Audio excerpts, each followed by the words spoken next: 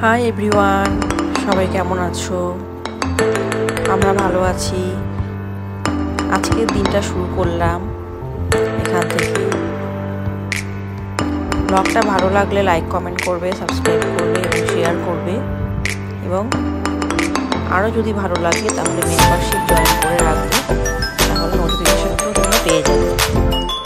তাহলে চলো আজকে স্টোরিটা এখান থেকে শুরু করা যায়। দেখো বিকেলবেলাটা এত সুন্দর লাগছে, আর আজকে দুপুরবেলা আমি রান্না করেছিলাম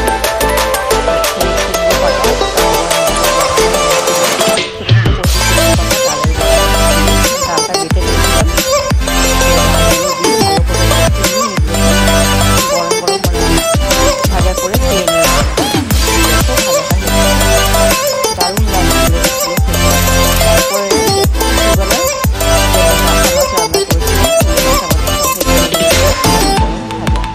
পাতার ভাজা, তারপরে নিয়ে নিলাম একটু আইসক্রিম, কারণ পড়েছিল আছে সেদিনকার 34 ডিগ্রি।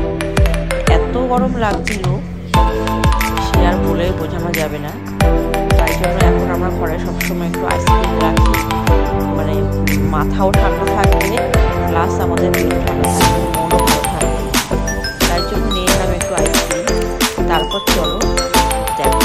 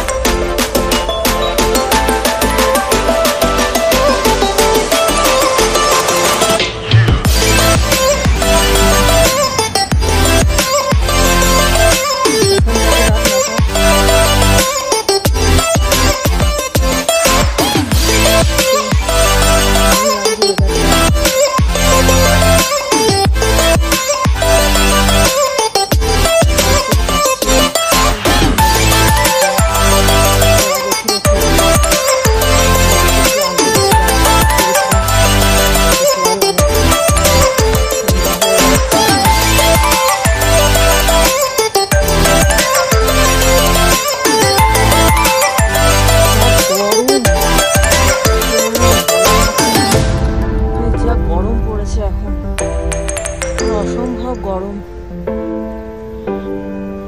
মানে 40 ডিগ্রি কাছাকাছি হবে।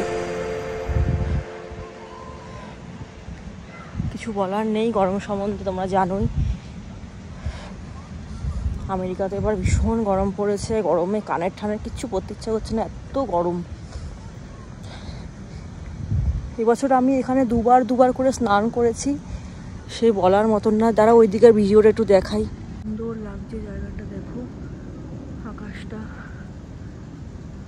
মানে যেন মনে হচ্ছে একটা মেঘ ভেঙে আসছে, বৃষ্টি হবে, এরকম একটা কিছু। তারপর ঘরে রাত্রিবেলা সব কাজবাজ শেষে ইচ্ছা করছিল একটু মিল্ক কেক বানাই, মানে একটু কালাকাতের মতনই একটু খেতে ইচ্ছা করছিল। তাই জন্য আর বেশি দেরি না করে মানে বসিয়ে দিলাম আমি একটু দুধ জাল করার জন্য। দুধটা ভালো করে জাল করে তারপর এর মধ্যে আমি ঘি দিলাম।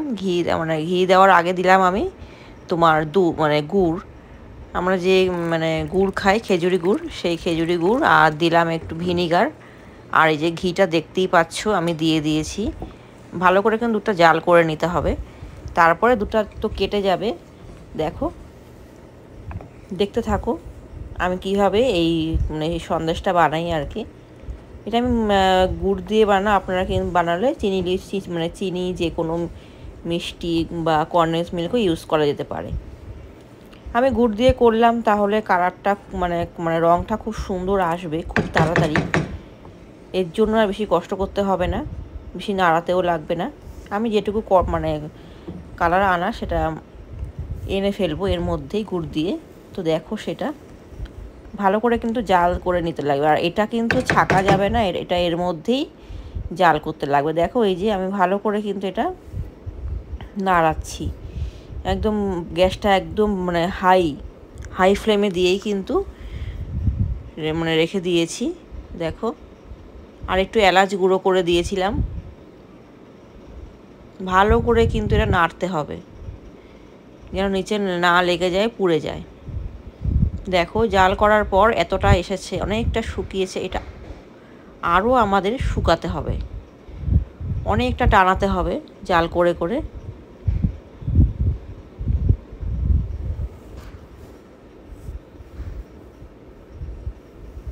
একটু গায়ে ছিটতে পারে, সাবধানে। এই যে জাল করার পর এই যে এরকম হয়েছে, এটা একটু ঠান্ডা করতে হবে কিছুক্ষণের জন্য। জমে গেলেই ব্যাস আমাদের রেডি মিল্ক কেক, কালাকাঁদও বলা যেতে পারে। এই মিল্ক কেকটা খেতে কিন্তু অসাধারণ। তারপর এই যে আমাদের এখানে আমেরিকাতে ট্র্যাশ নেওয়া হয় টিউসডেতে, মানে মঙ্গলবার দিন, সপ্তাহের নির্দিষ্ট একটা দিনে এইভাবে ট্র্যাশগুলো আমার